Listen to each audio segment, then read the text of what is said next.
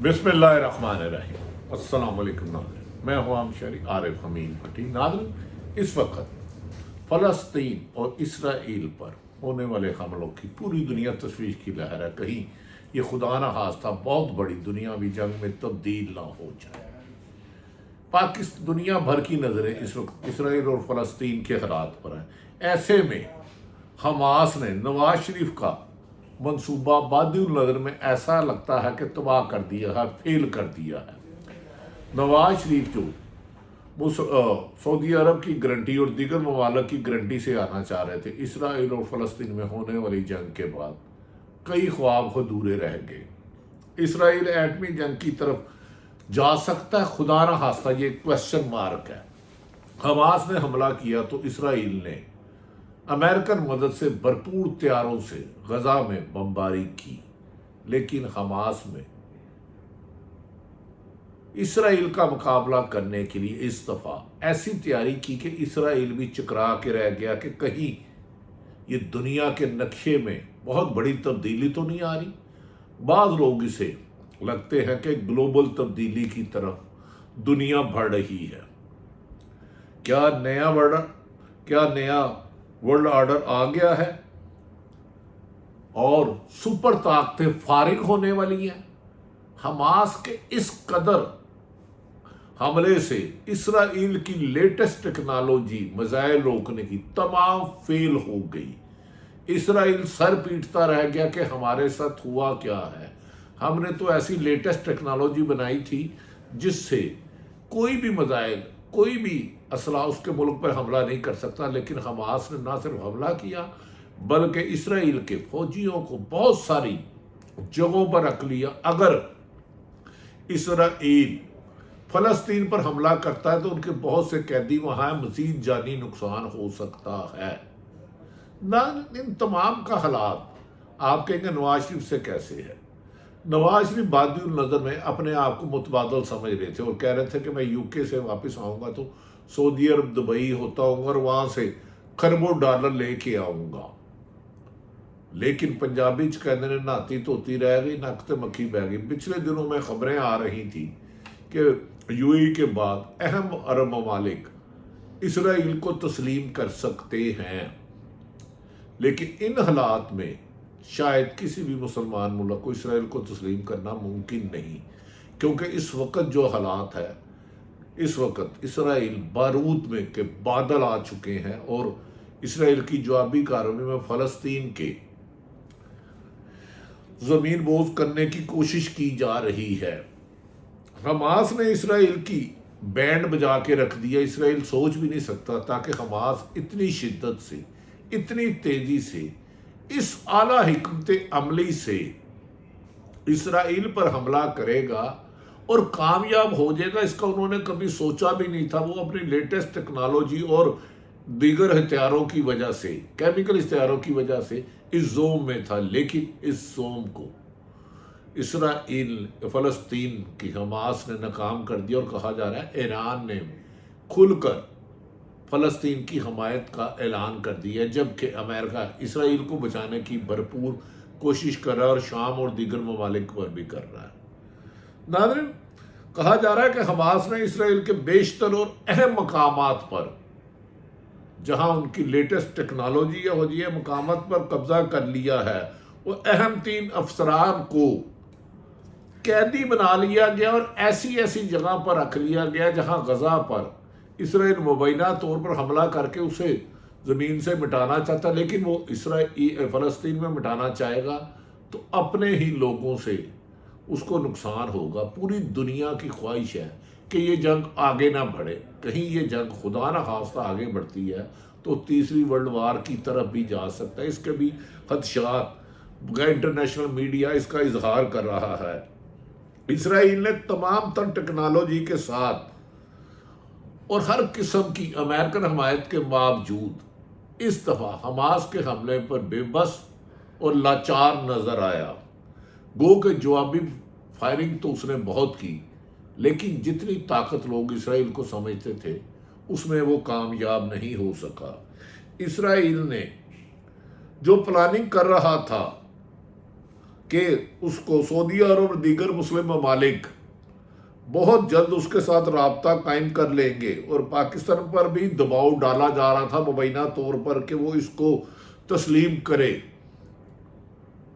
You اے ای پہلے ہی کر چکا تھا، لیکن پاکستان کے سابق وزیر اعظم عمران خان نے واشگاف لفظوں میں کہا تھا کہ میں کسی بھی قیمت پر، جو قائد اعظم نے کہا جب تک فلسطین کو اس کی حقیقی صورت میں قائم نہیں کیا جاتا اسرائیل کو تسلیم نہیں کروں گا۔ لیکن پچھلے دنوں سے کچھ ریومرز آ رہی تھی، لیکن پاکستان حکومت اس سے ڈینائی کر رہی تھی۔ ناظرین، یہ بھی کہا جا رہا ہے، دباؤ ڈالا جا رہا تھا کہ تسلیم کو کر لے، اور نواز شریف صاحب کے بارے میں مختلف ریومرز تھی، ناٹ کنفرم کہ نواز شریف صاحب کے بارے میں اطلاعات تھی کہ اس حوالے سے وہ بھی انٹرنیشنل عالمی سپر پاوروں کے کھلاڑیوں کے ساتھ مبینہ طور پر رابطے میں ہیں، اور انہوں نے یقین دہانی کرائی تھی اگر انہیں اقتدار مل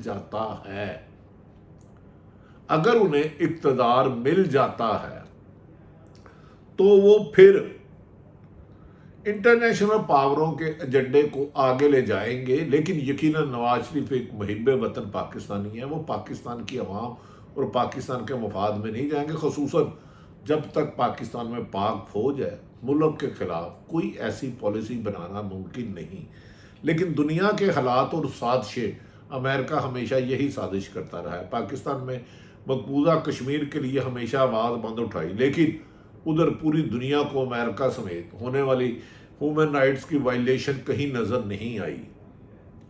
ناظرین، اب یہ بھی کہا جا رہا ہے کہ موجودہ صورتحال میں جنگ شروع ہونے کے بعد دنیا کا سناریو تبدیل ہو گیا ہے۔ اب کسی بھی مسلم ممالک کے لیے اور پاکستان کے لیے اسرائیل کو تسلیم کرنا آسان ہی نہیں بلکہ ناممکن ہو جائے گا۔ لہذا جب تک اسرائیل اور فلسطین کی جنگ بند نہیں ہوتی اور فلسطین کو اس کی حقیقی نقشے کے مطابق نہیں دی جا سکتی، شاید کوئی بھی مسلم امہ کا ملک اسرائیل کو تسلیم نہیں کرے گا، کیونکہ فلسطین نے جتنی طاقت دکھائی ہے اسرائیل اس کے بارے میں سوچ بھی نہیں سکتا تھا۔ اسرائیل ایٹمی جنگ یا دیگر خطرناک ہتھیار، کیمیکل میزائل اور دیگر استعمال کرنے کی دھمکی دے رہا ہے، لیکن کرنا اس کے لیے ممکن نہیں ہوگا۔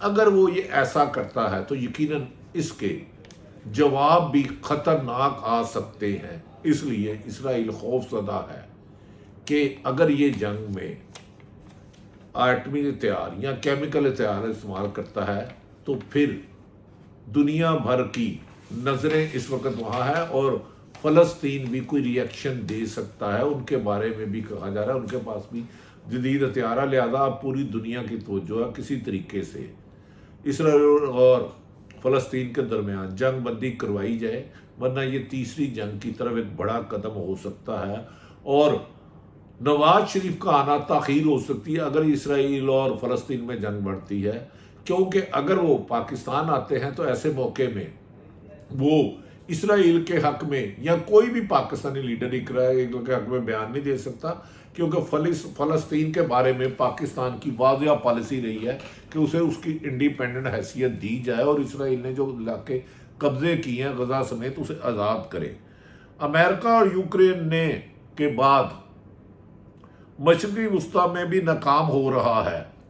یاد رکھیں کہ یوکرین اور روس کی لڑائی میں بھی امریکہ کا خیال تھا کہ وہ رشیا کو گھٹنے ٹیکنے پر مجبور کر دے گا۔ ایسے میں ہم اس خطے میں چین کی اہمیت کو ہرگز نظر انداز نہیں کر سکتے۔ وہ ان سب مناظر کو دیکھ رہا ہے، اور وہ کسی بھی ایک سپر پاور کو دنیا بھر میں قبضہ کرنے کی اجازت نہیں دے گا۔ اگر یہ جنگ بڑھتی ہے تو تیسری بڑی عالمی جنگ کی طرف جا سکتی ہے۔ اس سے پہلے بھی امریکہ کو افغانستان میں سخت بڑی ناکامی ہوئی تھی، اور 20 سال کھربوں ڈالر کی جنگ لگا کے اسے شکست ہوئی، اور بالآخر پاکستان کی مدد سے اس کے فوجیوں کو ریسکیو کیا گیا۔ اب دنیا میں نیا چودھری آنے والا ہے، لیکن اس میں اکانومی لحاظ میں جس طرح چین مضبوط ہو چکا ہے اور جس طرح اس نے دگڑ کٹ بھارت کی لگائی ہے، اب بھارت بھی کھل کر اس طرح امریکہ کی حمایت میں نہیں آتا، کیونکہ وہ چین کو ناراض نہیں کرنا چاہتا۔ دوسری طرف افغانستان نے کھل کر فلسطین کی حمایت کر دی ہے۔ امریکی سامراج لگتا ہے کہ اگر یہی حالات رہے تو انہیں فارغ ہونا ہوگا۔ بائیڈن سرکار نے خان کو اسی لیے ہٹایا تھا کہ عمران خان نے جب افغانستان سے امریکن فوج گئی تھی، انخلا کیا گیا تھا تو ایئر بیس مانگی تھی، تو انہوں نے ایبسلوٹلی ناٹ کہا تھا، ایبسلوٹلی ناٹ کہا تھا۔ اسی کے بعد ایک سائفر آیا کہ پاکستان میں عدم اعتماد آ رہا ہے، اس کو کامیاب کیا جائے۔ اس پر ہی امریکہ نے ڈونلڈو نے بھیجا اور پی ڈی ایم نے تحریک انصاف کی حکومت کا خاتمہ کیا۔ اگر اب ٹرمپ دوبارہ واپس آتا ہے، جو بظاہر بادی النظر میں حالات جاتے ہوئے نظر آ رہے ہیں، تو پھر پاکستان میں بھی اس کے اثرات آئیں گے۔ ناظرین، یہ وہ حقیقت ہے جو اس کو دنیا انٹرنیشنل جنگ کی طرف جا رہا ہے۔ ہمیں یقین ہے کہ دنیا کی طاقتیں، سپر پاورز پاکستان سمیت چھوٹے ممالک پر قبضہ کرنے کی بجائے امن کا راستہ کریں گے۔ اللہ تعالیٰ پاکستان کا حامی و ناصر ہو۔ پاکستان میں صرف اور تحریک انصاف کی حکومت کو ختم کرنے کی سازشوں پر آج وکلا نے بعض اداروں پر عدم اعتماد کا اظہار کیا۔ اللہ پاکستان زندہ۔